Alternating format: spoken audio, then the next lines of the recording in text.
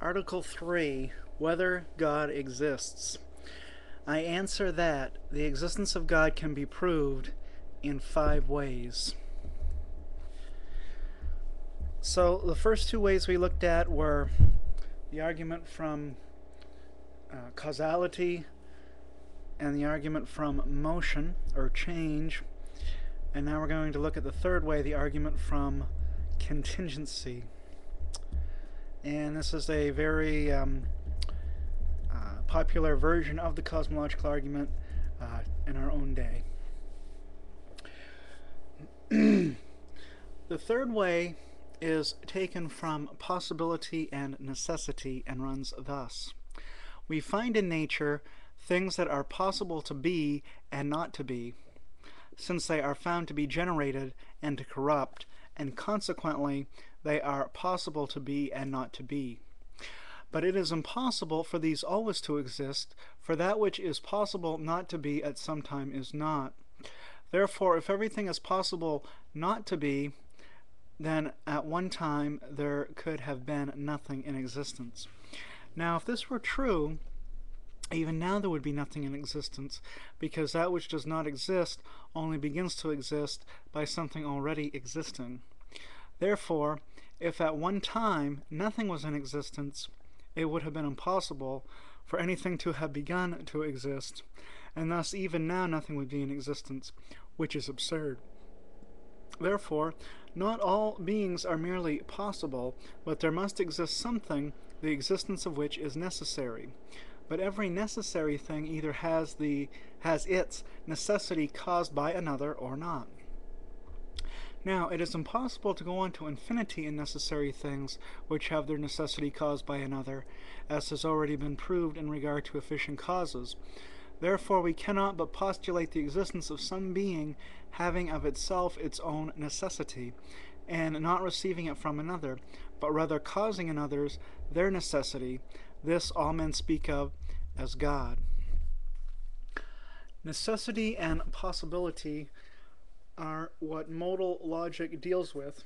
Indeed, Robert Maydal has reworked this argument into a possible worlds form, similar to the modal ontological argument in that respect, that they both use modal logic. At any rate, a possible being is a contingent being. Such beings are contingent upon another for their beginning to be. Our existence as human beings is contingent upon our parents. We are born, live for a time, and then we die. It is thus not necessary that we exist. And in some possible worlds, we are never born to begin with. But in the actual world, there comes a point where we begin to exist, and then also a point when we die. And aside from the immortality of the soul and the resurrection, we will cease to exist at that time. The angelic doctor, I think, sees 2 and only 2 possibilities for the history of the world. First, the world could have begun a finite time ago. Second, the world could be eternally old. Suppose the latter. Then, in the past, there is an infinite amount of time. Given an infinite amount of time, every possibility will have been realized. It is possible for each contingent thing not to exist at a given time, by definition. Moreover, however unlikely, it is certainly possible that all contingent beings would pass out of existence at the same time, and given an infinite amount of time, then the entire world would have passed out of being. But if at any point in the past there were nothing, then there would be nothing now.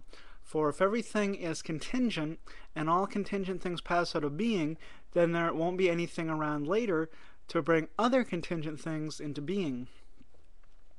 Assuming the world is infinitely old, it is therefore the case that there is at least one being that is not contingent, that is, there is at least one necessary being. If the world is infinitely old, there has to be a necessary being. On the other hand, most people these days do not believe the universe is infinitely old. But no matter. After all, the universe consists entirely of a very large quantity of miscellaneous contingent beings. Their most ancient ancestors, the first humans, first animals, first rocks, etc., their first ancestors were contingent as well, and they had to come from somewhere by definition. But since these are the earliest contingent beings, there is no earlier contingent being to bring them about. And the earlier beings can only be necessary. So if the world began to exist a finite time ago, there exists at least one necessary being. Whether the world is eternally or finitely old, it is contingent and thus requires an outside and necessary cause. That is the main idea of the argument from contingency, Aquinas' third way. This necessary being is a prerequisite for the existence of the universe and everything within it at each moment. Without God holding the world in being from one femtosecond to another, there would be no world. But there is a world. By modus tollens, God exists. Alright, so Thomas first establishes the existence of a necessary being. A necessary being is a being which must exist, a being which cannot not exist, a being which has to exist. Such a being exists at all times, past, present, and future, supposing the being is in time to begin with, and not transcendent to time. And such a being would have to exist in every logically possible world. Thomas, again, first establishes the existence of a necessary being. But how do we know there is only one necessary being? In the third way, Aquinas allows for the possibility of multiple necessary beings.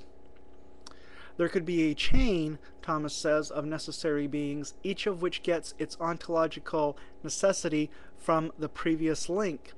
But there cannot be an infinite regress, and so there is a first link in this chain. This link alone is not only necessary, but has supreme being and gets its necessity from itself, not from another. And the supreme being, of course, can be none other than God himself. For the third time, we see that God definitely exists. So that is the argument from contingency, the third way. The fourth way is the argument from perfection.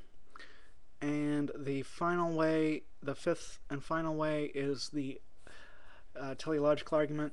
So we'll look at those in the next two videos. Shalom.